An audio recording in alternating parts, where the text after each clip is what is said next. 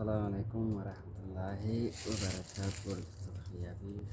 Warahmatullahi akan jirtan nagaa fayyaadhaan alhamdulillah masyaallah baga jiraatanii baga guyyaa irraa geessanii misaniyaa egaa akkuma beekamu barumsa adda addaa waliif qonna jennee bal'ama waliif sannee turre kanumaafuu gaa wanti tokko tokko qopheeffachuunis barbaachisaadha.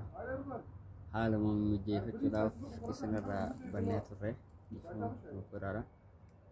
Inshaallah warroonni YouTube channel kiyyaaf haaraa taatanis subscribe fi like share akkanaa gootanii isin gaafadha. Kanan waliin jirtanis galatoomaa fayyaa ta'aa ulfaadhaan isiniin jaa nafaana jiraachuu keessaniif waa hedduu takka na gargaartanii jirtan inshaallah. Bismillah ya rabbi galmanuma geenya inshaallah gaa